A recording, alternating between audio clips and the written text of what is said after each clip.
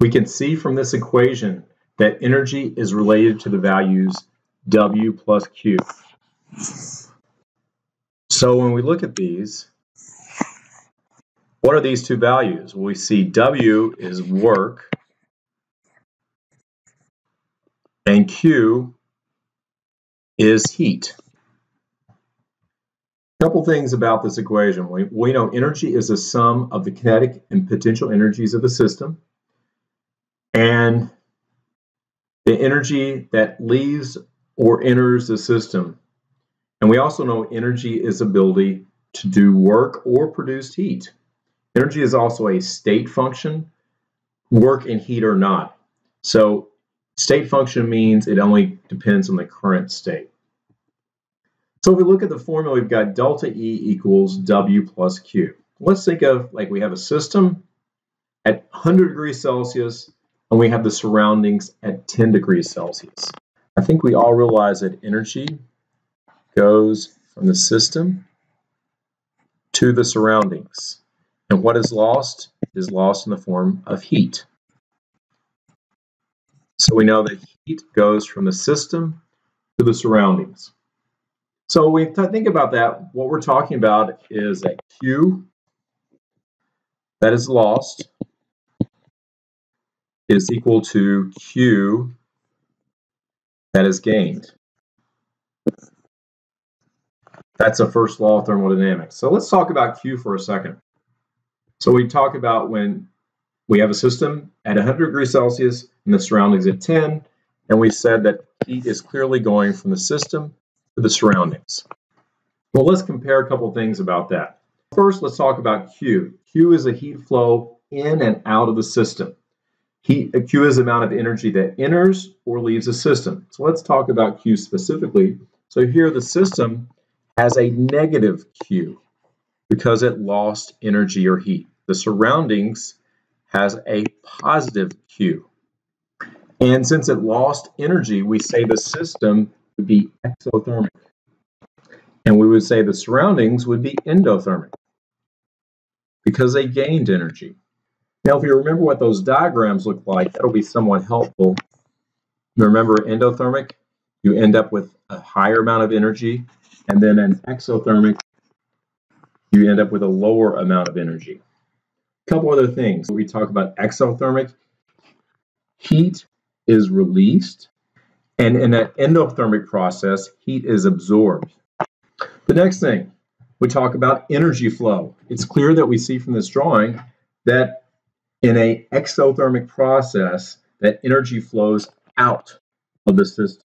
Whereas in an endothermic process, energy flows in to the system. So that is energy flowing out and energy is flowing in. And finally, we can see in an exothermic process, if we begin here, these are our reactants, and those are our products, that the energy in the system decreases to some energy. So we have a decrease in the amount of energy in the system. Whereas in an endothermic process, you're gaining energy. So you start at this point, you end here. So you have an increase in energy in the surroundings. Decrease in energy of the system, and when the energy goes to the surroundings have an increase in energy. Now let's talk about the other part of the equation, which is work. Now later on we're going to be, now this actually should be, sorry about that, this right here should be a negative sign. So instead of that being positive, a negative W here, sorry about that. So let's talk about what a positive W means. A positive W means that work is being done on the system. Work is done on the system. Where when you have a negative W, work is done by the system. Let's think about the other part, and this is the important component. When work is done on the system, that's when you have a compression of a gas. Because remember we have up here in the formula delta V. If a gas is compressed, you're doing work on the system. The gas gets smaller. If the gas expands, the system is doing work on the surroundings. This would be expansion of a gas.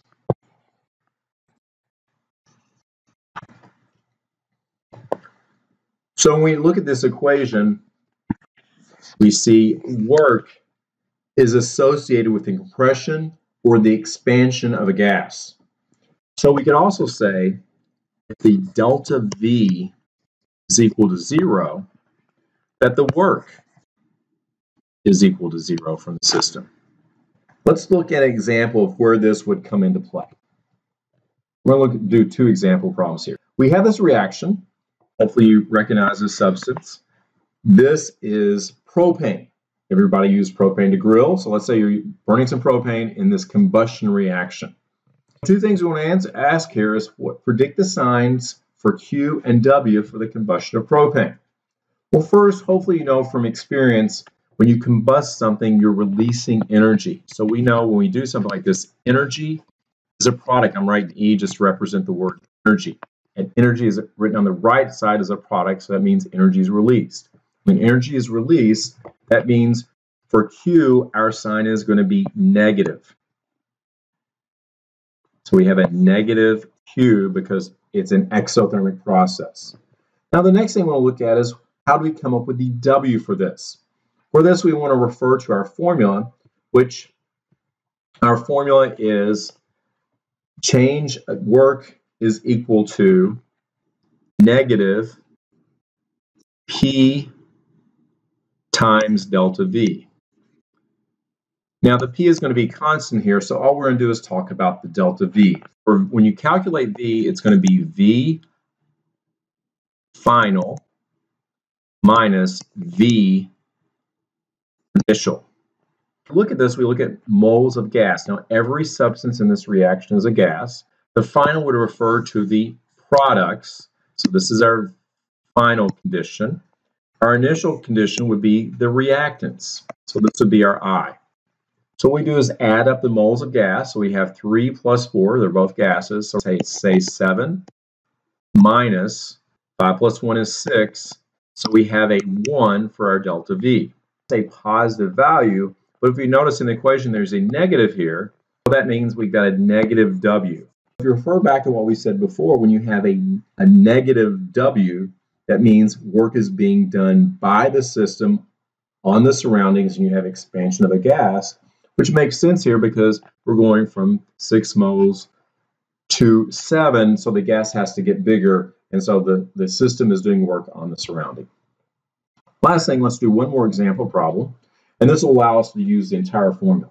Let's say we have a balloon filled with 39.1 moles of helium.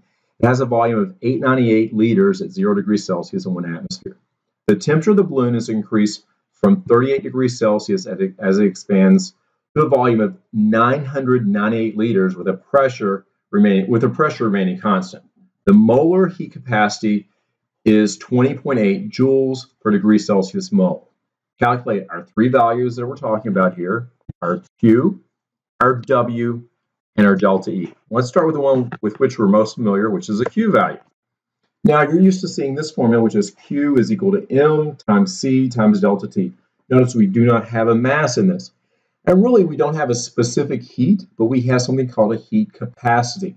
I love units because units make my life easier. When I'm looking at this units for molar heat capacity, notice it's in joules per degree Celsius mole. And that's what we're going to use right here. But instead of using a mass, right here we're going to use N for the number of moles. So it ends up being very similar to this. What we're going to do is take the number of moles, which they give us in the problem. They say we have 39.1 moles. And next we're going to multiply that by the molar heat capacity. The molar heat capacity is just a 20.8, be 20.8 joules per degree Celsius mole. And then finally, we're going to multiply by the change in temperature. Now, if we notice the temperature, it went from 0 degrees Celsius to 38 degrees Celsius. So that's pretty easy to say we have a 38 degrees Celsius change in temperature. And then when we multiply all these values together, we end up with 30,905 joules. Now we probably want to just change that to kilojoules, so we'll divide by 1,000, and we'll say we have 30.9 kilojoules. Excellent. So now we've done the Q. Next, let's do the W. Same problem, but we're going to do work equals minus P times delta V. For this, one thing we're going to have to do, because you notice we were trying to find an energy value, but there's nothing in liters, there's nothing in pressure that gives us anything about energy or joules units. What we're going to do is have this conversion unit, which tells us that 101.3 joules is equal to 1 atmosphere. So we're going to use this with dimensional analysis. Specifically for this problem, it's just a coincidence that we have 1 atmosphere there and our conversion unit is 1 atmosphere. But notice in their problem, it could be 2 atmospheres, it could be 1.5 atmospheres, but we'll always use 1 atmosphere in conversion. Start the problem. I'm going to say, start with the negative, so we're going to say equals, put in our negative sign, and then we're going to say pressure. The pressure is 1 atmosphere. We got that from the problem right there. So we're going to put in 1 atm. And next, we're going to multiply that by our conversion unit. We're going to do a dimensional analysis here. So we're going to put 1 atmosphere on the bottom. And then at the top, we're going to put 101.3 joules. And that gets rid of our atmospheres. The last thing is we want to multiply by the change in volume. Notice it goes from 898 to 998. Remember, we always go final minus initial. The change in volume for this is going to be 100 liters. And when we multiply all this together, we're going to end up with a negative value because, remember, this is a positive change. So we're going to end up with a value, I think we end up with negative 10,100 joules. Now we'll want to change that to kilojoules, so we say we have a negative 10.1 kilojoules. That is our W value. Now remember again, this is a negative W, so this means we have a gas that expanded. We see it went up in volume, and so that means this system is doing, the work is being done by the system on the surrounding. Last thing, so we've calculated Q, W, now it's time to calculate our delta E value. So let's look at, we've got this equation. At this point, it's going to be pretty fast.